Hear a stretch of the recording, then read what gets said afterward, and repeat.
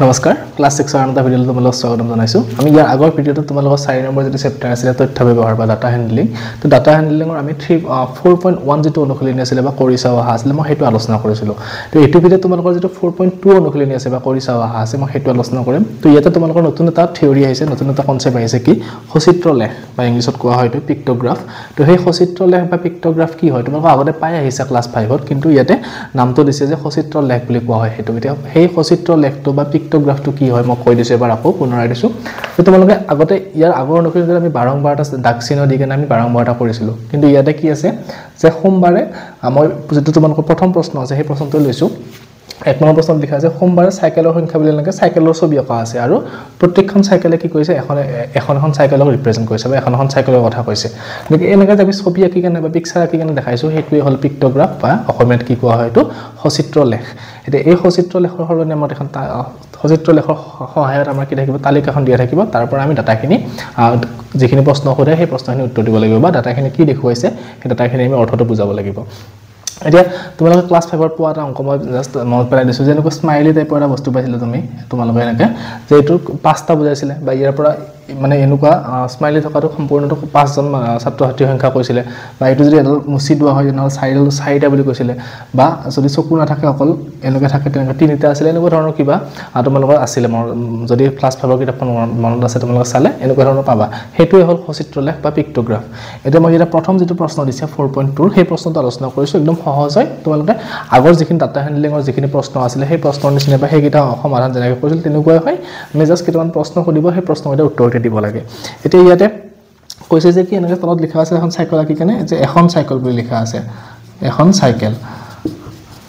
তাৰ মানে কি এই যে যেটো এটা পিকচাৰ আঁকিছে সেই প্ৰত্যেকটো পিকচাৰে এখন সাইকেলৰ কথা কৈছে যদি ইয়াতে লিখিলে হয় এটা এই পিকচাৰটো দুখন সাইকেল দেখিলে হয় তেনেহলে আমি এটো হিচাপ কৰি দুখন চাৰিখন ছয়খন এনেকৈ হিচাপ কৰিলো হয় ইয়াতে যেটো এখন সাইকেলৰ কথা কৈছে গতিকে আমি এটো কি এখন দুখন তিনিখন এনেকৈ হিচাপ কৰিব পাৰিম এতিয়া ইয়াতে কেইটামান প্ৰশ্ন দিছে সেই প্ৰশ্নটো উত্তৰ কৰিলে আমাৰ এক নম্বৰটো সমাধান হৈ যাব তো এ নম্বৰ প্ৰশ্নটো আমাৰ কি দিছে চাও যে এ নম্বৰটো দিয়া আছে আটাইতকৈ বেছি সাইকেল কোন বাৰত বিক্ৰী হৈছিল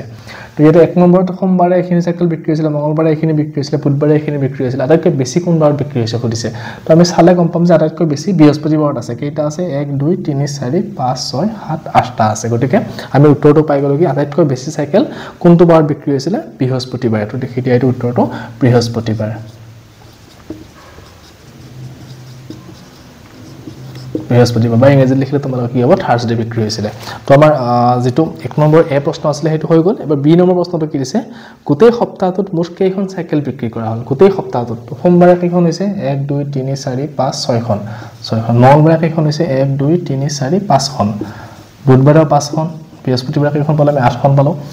শুক্ৰবাৰে কেইখন পালো 3খন আৰু শনিবাৰে কেইখন পালো 2খন তো আমি মুঠ কেইখন পালো এটা যোগ কৰিলে আমি গম পাম যে 5 5 10 16 16 তাৰ পিছত এটা হয় 26 26 এ 29 খন গতিকে মুঠ কিমান সাইকেল বিক্ৰী হল গোটেই সপ্তাহটো 29 খন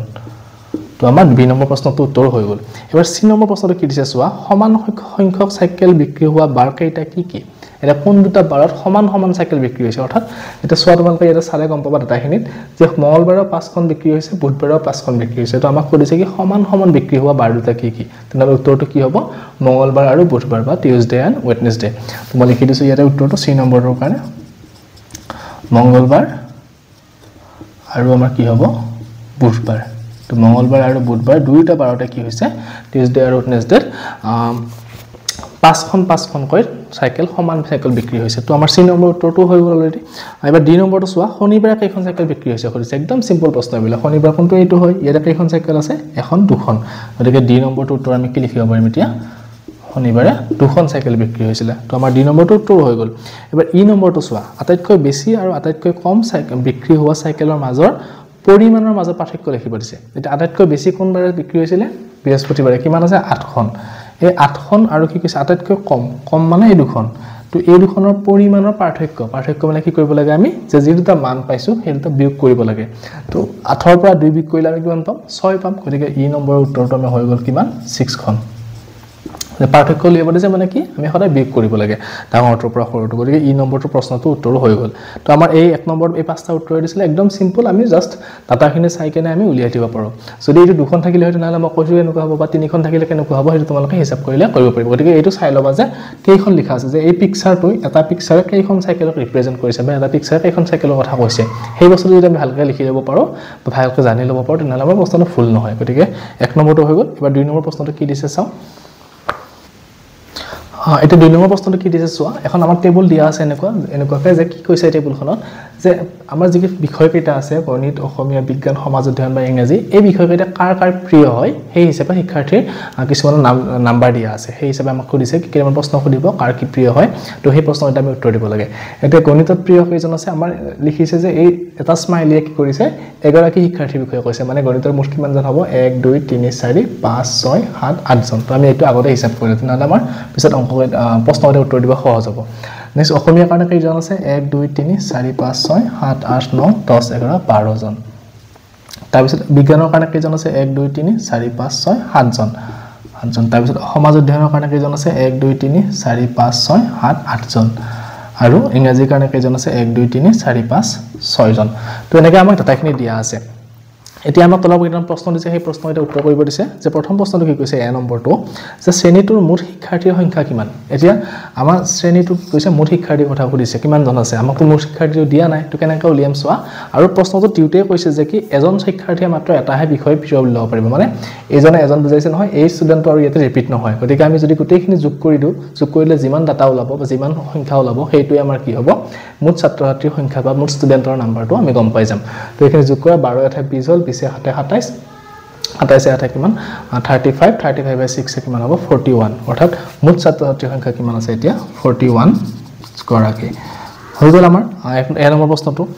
নেক্সট বি নম্বৰ প্ৰশ্নটো কি কৈছে আটাইতকৈ বেছি আৰু আটাইতকৈ কম শিক্ষাৰ্থীয়ে ভাল পোৱা বিষয় দুটা কি কি এতিয়া আটাইতকৈ বেছি কোনটো বিষয় ভাল পায় আৰু আটাইতকৈ কম কোনটো বিষয় ভাল পায় এতিয়া চাওঁ আমি যিটোত নাম্বাৰ বেছিকৈ আছে সেইটোৱে বেছি বিষয় ভাল পোৱা হ'ব আৰু যিটো কমকৈ আছে সেইটোৱে কমকৈ ভাল পোৱা হ'ব গতিকে আমি উত্তৰটো পাই গৈছোঁ ধুনীয়াকৈ যে আটাইতকৈ বেছিটো কোনটো হ'ব যে হাইয়েষ্ট কোনটোত আছে 12টোত আছে গতিকে 12 কোনটোত থাকে আছে অসমীয়া বিষয়টোত 12টা ষ্টুডেণ্টে ভাল পায় গতিকে আটাইতকৈ বেছি কোনটো বিষয় ভাল পাব অসমীয়া বিষয়টো এছামিছ বিষয়টো আটাইতকৈ বেছি ভাল পাব নেক্সট বেয়া পোৱাটো কিন্তু হ'ব আটাইতকৈ বেছি বেয়া পোৱাটো সৰি বেয়া পোৱা নহয় এইটো কম ভাল পোৱা হ'ব গতিকে কমটো মই লিখি দিছোঁ আটাইতকৈ কম ভাল পোৱাটো কোনটো আছে যিটো আটাইতকৈ কম নাম্বাৰ ষ্টুডেণ্টৰ আছে গতিকে কম নাম্বাৰ ষ্টুডেণ্ট কোনটো আছে আমাৰ ইংৰাজীটোত আছে মাত্ৰ 6 জন আছে গতিকে আমি লিখিম কি অসমীয়াটো বেছি আৰু ইংৰাজীটো আটাইতকৈ কম ছাত্ৰ ছাত্ৰীয়ে ভাল পায় তো আমাৰ হৈ গ'ল বি নম্বৰ প্ৰশ্নটোৰ উত্তৰ নেক্সট চি নম্বৰটো কি দিছে বিজ্ঞান আৰু ইংৰাজী দুয়োটা বিষয় মিলি ভাল পোৱা শিক্ষাৰ্থীৰ মুঠ সংখ্যা উলিয়াব দিছে তাৰমানে বিজ্ঞান আৰু আমাক কি কৈছে ইংৰাজী বিজ্ঞান আৰু ইংৰাজী এই দুটা সাবজেক্ট মিলাই কেনে টোটাল কিমানজন ষ্টুডেণ্টে ভাল পায় সেইটো উলিয়াব দিছে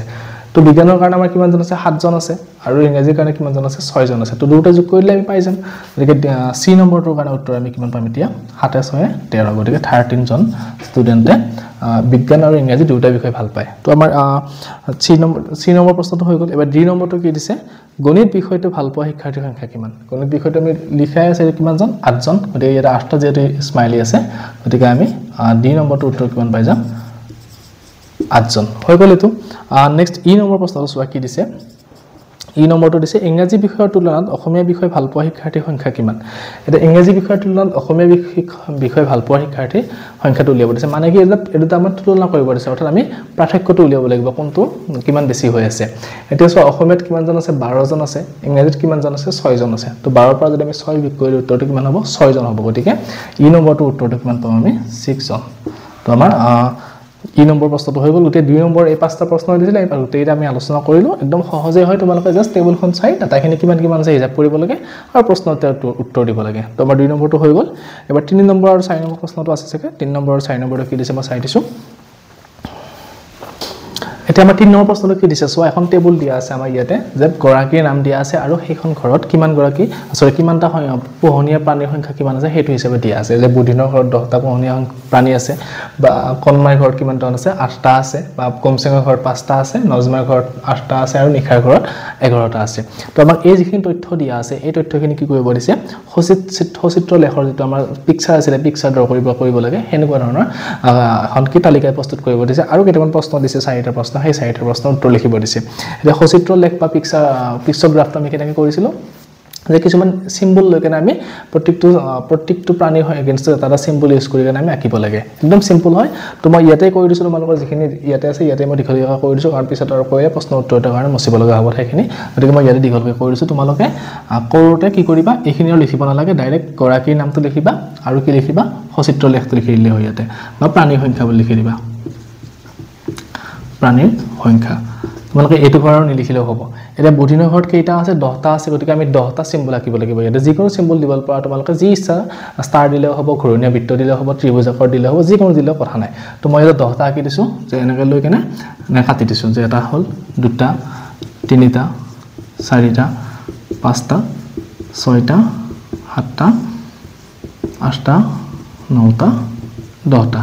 তো আমাৰ হৈ গল কি যেটো বুধিনৰ ঘৰত 10টা প্ৰাণীৰ সংখ্যা আছিল গতিকে আমি 10টা চিত্ৰ আঁকি দিছো প্ৰত্যেকটো এটা এটা খুচাইছে আৰু নেক্সট কণমাই ঘৰত 8টা আছে গতিকে 8টা আঁকা 1 2 3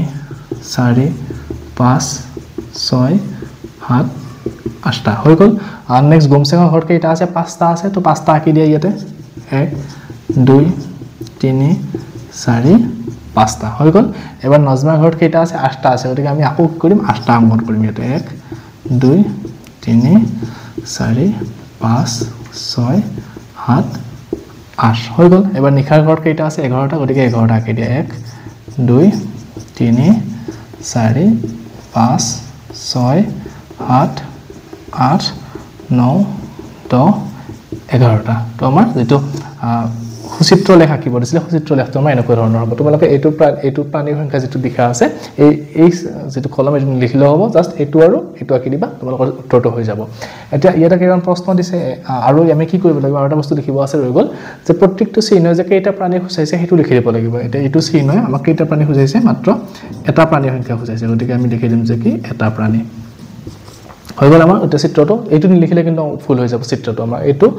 লিখিবই লাগিব যে কোনটো সিম্বলে কেইটা প্ৰাণী খুচাইছে তো আমি এটা নেক্সট আমাৰ 4টা প্ৰশ্ন দিছে সেই 4টা প্ৰশ্ন মই আলোচনা কৰিছো যে এ নম্বৰ প্ৰশ্নটো আমাৰ কি দিছে